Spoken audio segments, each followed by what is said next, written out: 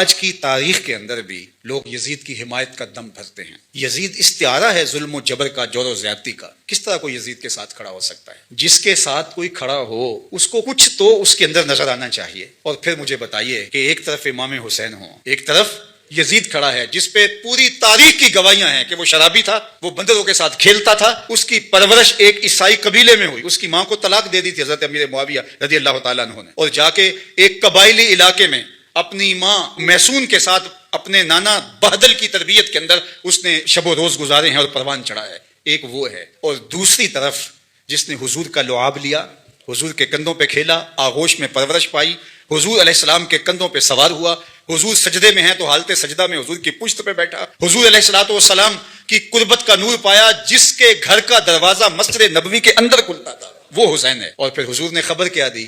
حسن اور حسین جنتی جوانوں کے سردار، سیدہ شباب اہل الجنہ.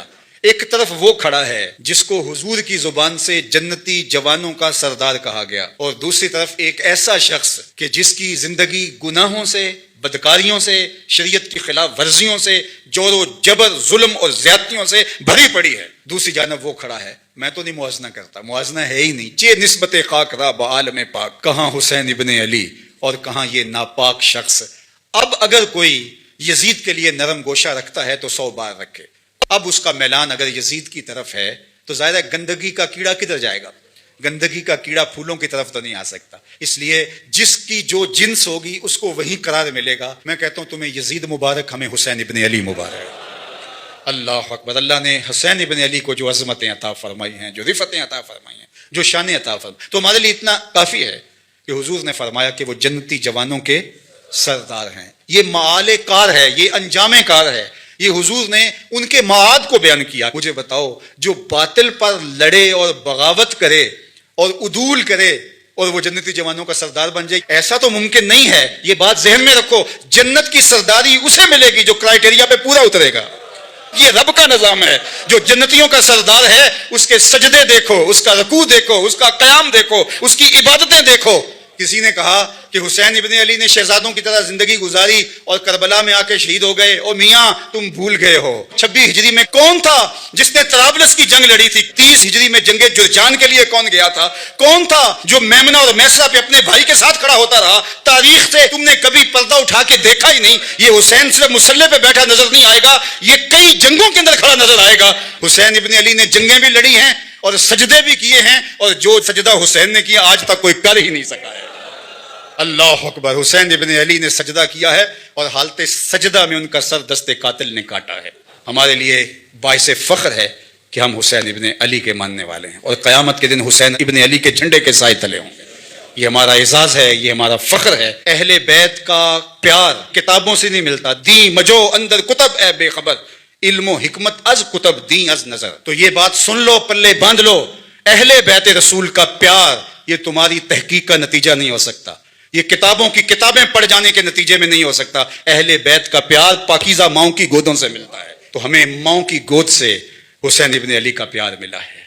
اور اقبال نے کہا تھا نام تو از پدر آموختم، حضور آپ کا نام میں نے اپنے باپ سے سیکھا تھا. یہ کتابوں سے نہیں ملتا، یہ باپ کی آغوش سے ملتا ہے، یہ ماں کی گود سے ملتا ہے. اللہ تعالیٰ اہل بیت رسول کی محبت ہمارے رگ و ریشہ میں محو نفوذ کر دے. اور یہ بات ذہن میں رکھیے کہ اہل بیت کی محبت اصحاب رسول کے ساتھ کسی عداوت کا سبب نہیں بنتی. اور یہ بھی ذہن میں رکھیے کہ اصحاب کی محبت اہل بیت کے ساتھ دشمنی اور بغاوت کا ذریعہ نہیں بنتی. اہل بیت نبوت بھی ہماری آنکھوں کے تارے ہیں، اور اصحاب پیغمبر بھی ہمارے دلوں کا قرار اور سکون ہے. اور صحابہ کے لیے اہل بیت کی محبت دیکھیے، اور اہل بیت کے لیے صحابہ کی محبت دیکھیے. صحابہ اگر اہل بیت کو حضور کے کندھوں پہ دیکھتے ہیں تو حضرت عمر کیا بول رہے ہیں؟ واہ واہ کیسی سواری میسر آئی حسنین کو. تو حضور مسکرا کے کہتے ہیں عمر سواری دیکھتے ہو، سوار بھی تو دیکھو. اللہ اکبر. اور ادھر حضرت امام باقر سے پوچھا جاتا ہے سیدنا صدیق اکبر اور حضرت سیدنا عمر کے بارے میں، تو وہ بولتے ہما امامان عادلان کانا علی الحق و ماتا علی الحق. وہ امام تھے، حق پہ قائم رہے، ان کا انتقال بھی حق پہ ہوا ہے. تم نے کہاں سے دین لیا ہے؟ اقبال بولا تو کہ نشناسی خفیرہ از جلی ہوشیار باش، اے گرفتار ابو بکر علی ہوشیار باش. کہا یہ تیرے ساتھ ایک دھندا کیا گیا ہے کہ دو کو الگ الگ جو حضور علیہ الصلوۃ والسلام کے سینے سے پھوٹتی ہوئی ضیائیں تھیں، مشکات نبوت کا نور تھی، حضور کی تربیت کا عکس تھے، ایک حضور کا خون ہے، ایک حضور کی تربیت کا رنگ ہے، ان دونوں کو الگ الگ خانوں میں بانٹ دیا گیا اور یہ امت کو تقسیم کرنے کا ایک مکروہ دھندا تھا۔ ہم مدینے سے اللہ کیوں آ گئے، قلب حیراں کی تسکی وہیں رہ گئی۔ ہم مدینے سے اللہ کیوں آ گئے، قلب حیراں کی تسکی وہیں رہ گئی۔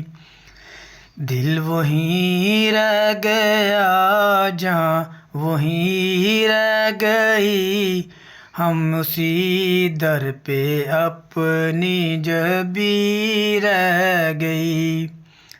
دل وہیں رہ گیا جہاں وہیں رہ گئی، ہم اسی در پہ اپنی جبی رہ گئی۔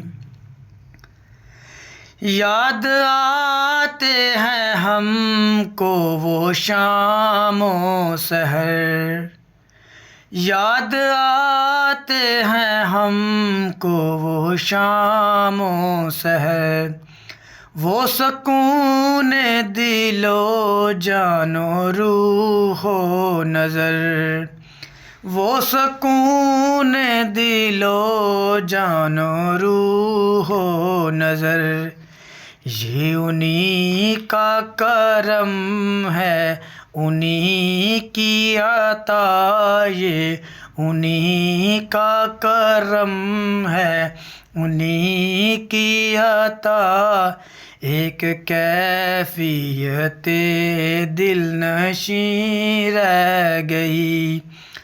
دل وہیں رہ گیا جہاں وہیں رہ گئی، ہم اسی در پہ اپنی جبی رہ گئی۔